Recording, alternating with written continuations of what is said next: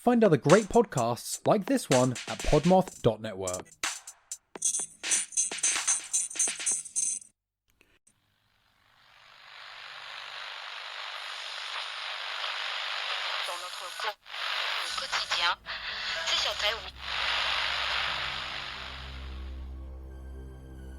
Located on the edges of your radio static, you've stumbled upon The Lost Signal, your podcast destination for tales of horror and the macabre, brought to life with voice acting and sound effects.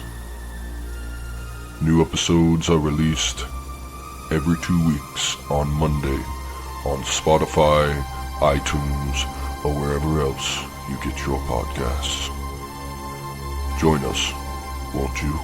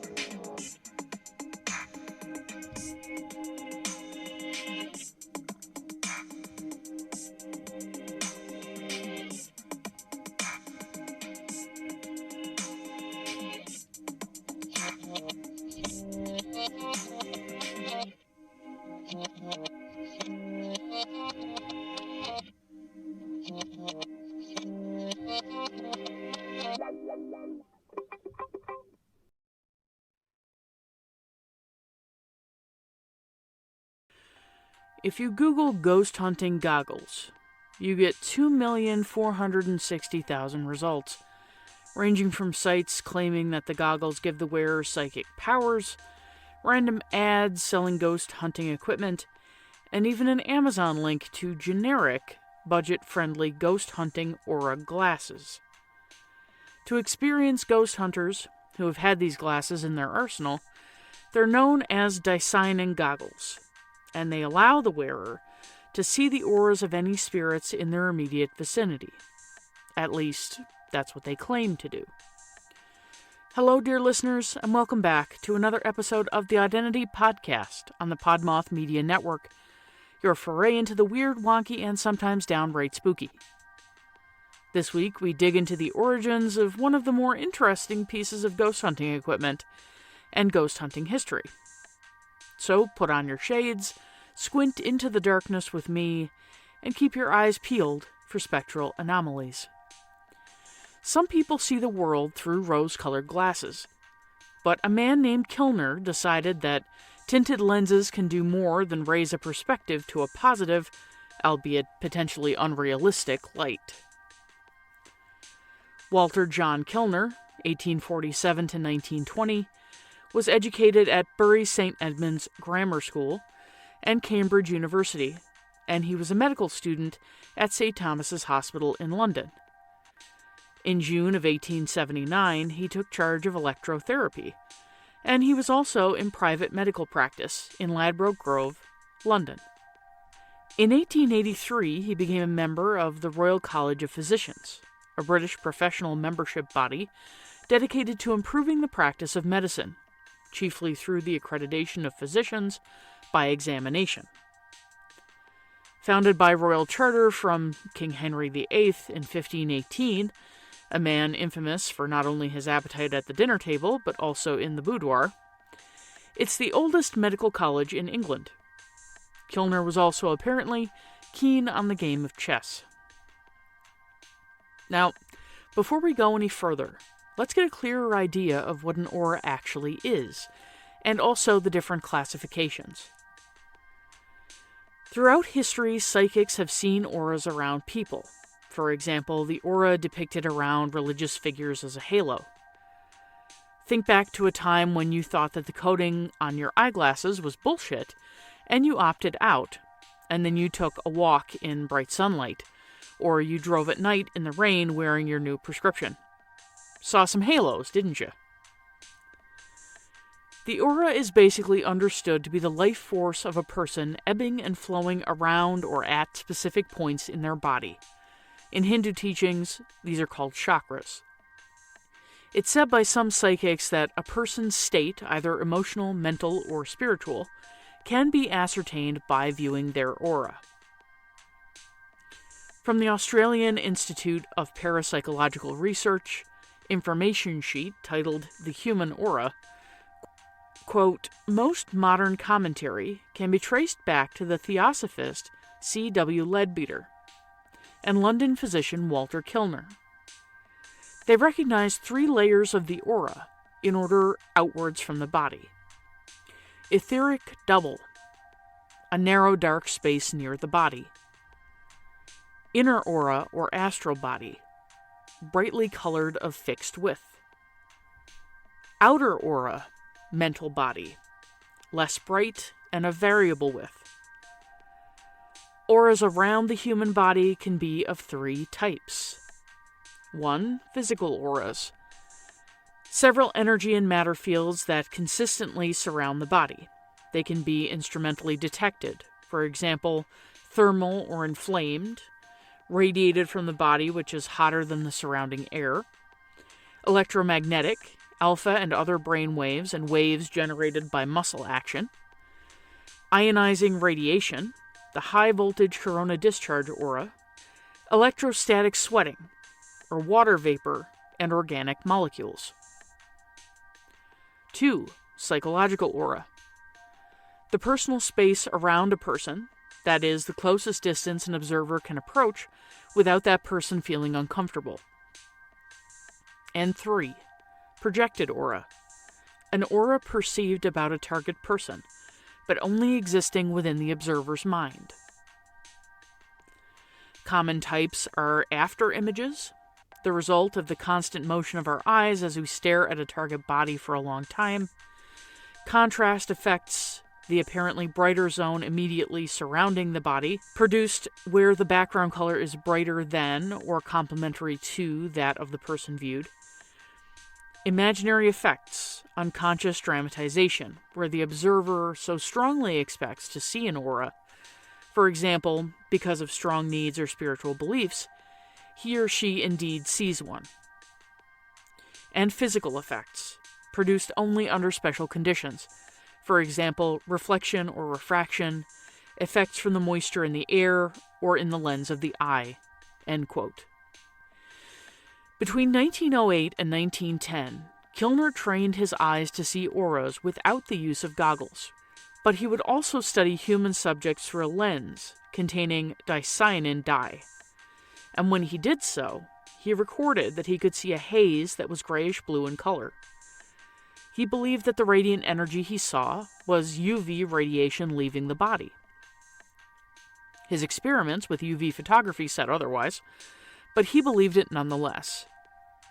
Kilner observed auras through many different colored lenses, and even thought that his ability to see the aura enabled him to diagnose disease. However, tests on the lenses proved that they cut out almost all light except for the double image of the red and blue end of the color spectrum. There was also no such thing as a double-blind study when it came to Kilner and his research, meaning that his beliefs greatly influenced his findings. Quote, in the early 1900s, there was much talk of newly discovered rays, X-ray, radio waves, radioactivity, N-rays, Odic or Reichenbach forces. Theosophy and spiritualism were popular. Kilner was thus predisposed to discover new rays. A third flaw was that Kilner did not first eliminate the possibility of projected auras. Indeed, these 3 facts point to projected auras as the correct explanation. Kilner also claimed, by similar means, to see magnetic, electric, and radioactivity fields, as well as the non-existent N-rays. End quote. According to the many listings for the goggles online, everyone is able to see auras naturally, but it takes time and intense training to do so. Many apparently just don't have the staying power to learn to establish these skills. That's where the goggles step in as kind of a spectral set of training wheels to help bridge that learning gap. Even experienced psychics, ones with years of experience reading auras, generally disagree about which colors are present in a person's aura. Modern lenses are created using photothermal dye, much easier to maintain than dicyanin, given some legal roadblocks. You see, dicyanin is a poison, and not easily obtained. I'll address some of the conspiracies surrounding the dye next. The photothermal dye is used as a stand-in and helps to intensify and highlight energy fields that we can't see with the naked eye. Dicyanin also fades with age, so the old models of Kilner's invention are of little use today. I think it's also important to note that Kilner was not the only person spending time investigating this phenomena. In the 19th century, Karl von Reichenbach spent years trying to prove the existence of the aura, and was ridiculed by his colleagues for doing so. Kilner used Reichenbach's research as a guide in developing his own theories. Kilner's research was furthered by many, including Oscar Bagnall, a British pioneer of aura research. And now for a little conspiracy. And please take what I'm going to say with a gigantic grain of salt. According to conspiracy theorists, it's illegal and very difficult to purchase dicyanin dye. The reason being is that the dye allows people to see the auras of individuals and to see into the astral realm. Using the dye would essentially prove that another plane of reality exists, and, well, you get the picture. Way back when, researchers would use the dye and purchase it easily, but the government banned the dye in or around the 1940s. It was made available for purchase again in 2010, but then quickly banned. A government chemist was asked just how classified the use of the dye was, and responded that he could use his security clearance to purchase other things like LSD or cocaine, but it wasn't high enough to purchase dicyanin dye. The company that creates the dye assigns a special code that not every government agent has access to. Meaning, no code, no dye. The truth is, dicyanin dye is a synthetic organic compound, bright blue in color, that has been used for decades to dye fabric. It's incredibly toxic if ingested, so it doesn't surprise me in the slightest that it isn't super easy to obtain. Dicyanin has been used in a variety of applications, including as a dye for textiles and inks, and as a colorant for food and beverages. It's also been investigated for its potential health benefits, and some studies have suggested that it may have antioxidant or anti-inflammatory properties. Additionally, dicyanin has been used in scientific research to study the visual system and develop new technologies for detecting and measuring light. So, does this dye have the ability to show us another spectral realm? I think you can kind of tell where I hang my hat on this one. The dye is said to make light waves beyond the human eye capability visible. This can only be done by changing the wavelength, something that other dyes will also do, and is known as fluorescence. Such a material absorbs invisible light, uses some of its energy, and then remits it in a visible range. It can be used to dye jackets that will stand out clearly in poor light and make safety workers and traffic controllers more obvious from the background. It's useful, just not in the way that Kilner and those who came before and after him describe. Unfortunately, we'll have to find other ways to peer into other realms. All of that said, I will drop a link to a scanned copy of Kilner's book, The Human Atmosphere, or The Aura Made Visible by the Aid of Chemical Screens. It's a fascinating read. That's it for this week, dear listeners. Tune in next time for more tales of the creepy, weird, and paranormal. Until then, stay spooky.